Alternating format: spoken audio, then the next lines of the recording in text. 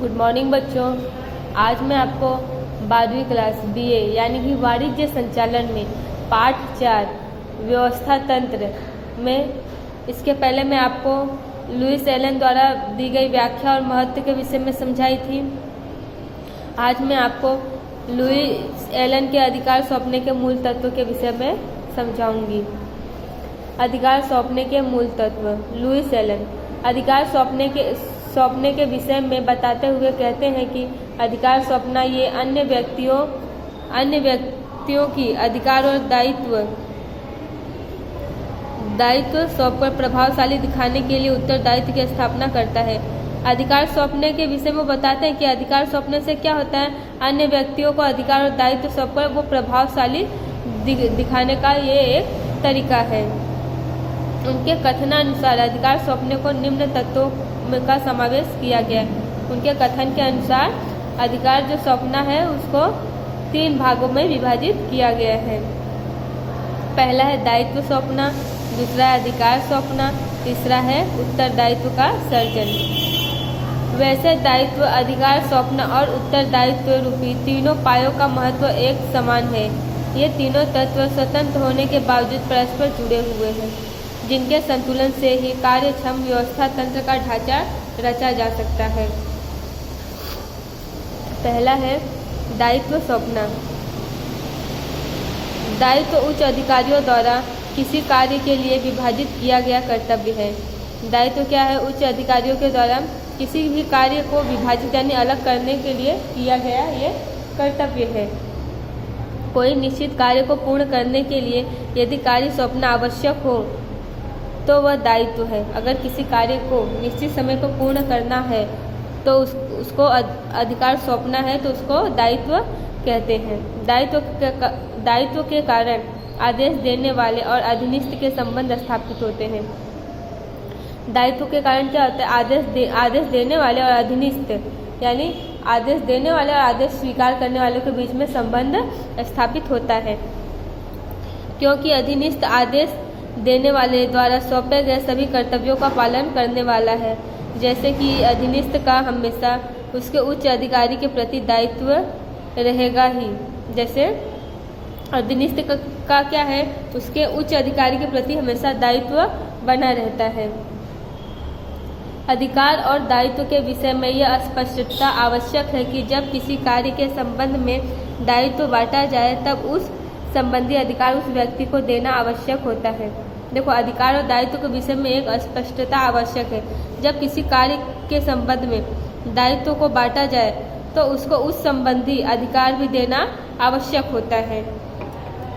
इसके लिए अधिकार अनुसार दायित्व देने के विचार की हिमायत की जाती है। इसलिए अधिकार के अनुसार ही सामने वाले को उसका दायित्व देना चाहिए, जिस हिसाब से उसको अधिकार प्राप्त हो।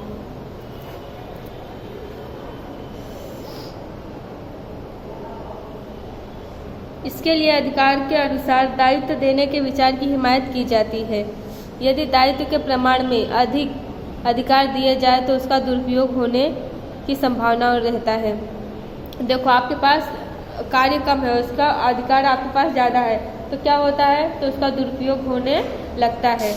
इसलिए जितना दायित्व दिया है, मतलब जितना कार्य आपको करना उसी के हिसाब से आपको अधिकार देना चाहिए। उससे ज़्यादा अधिकार देने से क्या होता है कि उसका दुरुपयोग होना शुरू हो जाता है। इसके विपरीत यदि दायित्व के प्रमाण में अल्प अधिकार दिए जाए तो वह कार्य प्रभावशाली रूप से नहीं हो सकता। अगर इसके विपरीत में यदि दायित्व के मतलब आपका कार्य का भार ज़्यादा है और अधिकार कम है, अगर ऐसा किया जाए तो कार्य कैसा है? सही ढंग से वो पूर्ण नहीं हो पाता है। इसलिए अधिकार और दायित्व के संतुलन द्वारा योग्य और कार्यक्षम व्यवस्था तंत्र की रचना हो सकती है। इसलिए अधिकार और दायित्व का संतुलन बना रहे, मतलब जिस हिसाब से दायित्व है उस हिसाब से आपको अधिकार प्राप्त हो तो कैसा है? तो क्या है?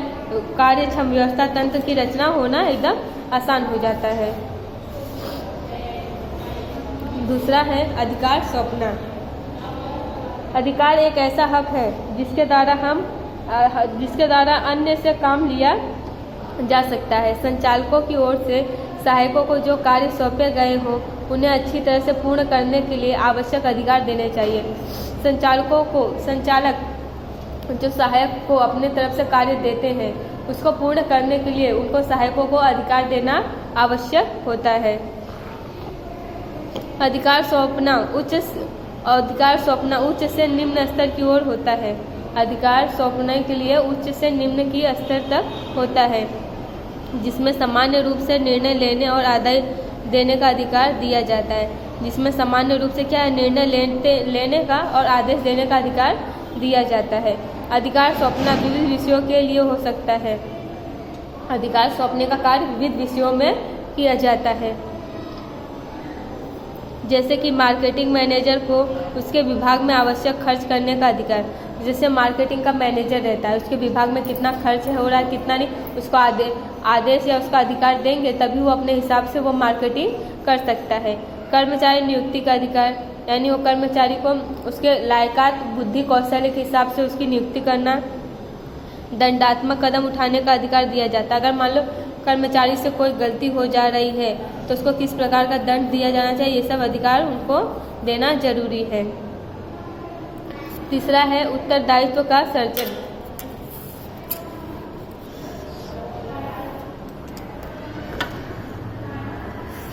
अधीनस्थों द्वारा किए गए कार्यों का उत्तर देने का दायित्व निकटस्थ उच्च अधिकारी का होता है। अधीनस्थ के द्वारा जो किए गए कार्य है उसका उत्तर देने का दायित्व किसका रहता है, उसके उच्च अधिकारी का रहता है, जिसे उत्तरदायित्व कहते हैं, जिसको हम उत्तरदायित्व कहते हैं। इन अधीनस्थों को उनका उच्च अधिकारी निसंदेह सौंपे गए कार्य के लिए अधिकार और दायित्व देता है। उनका उच्च अधिकारी अधीनस्थ यानी छोटे कर्मचारियों का अधिकारी उनको निसंदेह अधिकार देता है कि तुम्हें कार्य अच्छी तरीके से करना है, इसलिए तुम्हें यह अधिकार दिए जा रहे हैं।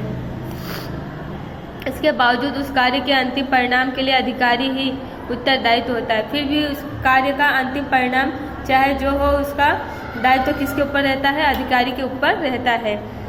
अधिकार और दायित्व सौंपने के पश्चात अधिकार सौंपने वाले को देखना चाहिए कि उसके अधीनस्थ के द्वारा सौंपे गए कार्य को व्यवस्थित रूप से करते हैं या नहीं।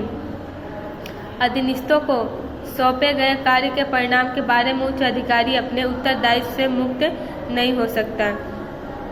अधीनस्थ को जो कार्य सौंपे गए हैं उसके परिणाम के बारे में उच्च अधिकारी को उसको वो परिणाम को देखना पड़ता है। ये ऐसा नहीं कि उसको कार्य सौंप कर वो हट जाए, या तो इसका जो परिणाम आए वो अधीनस्थ के ऊपर जाएगा, ऐसा कहकर वो छुट्टा नहीं हो सकता। वो कार्य अच्छा हो या बुरा हो, उसका पूरा उत्तरदायित्व अधिकारी को रहता है, ना कि अधीनस्थ के ऊपर रहता है।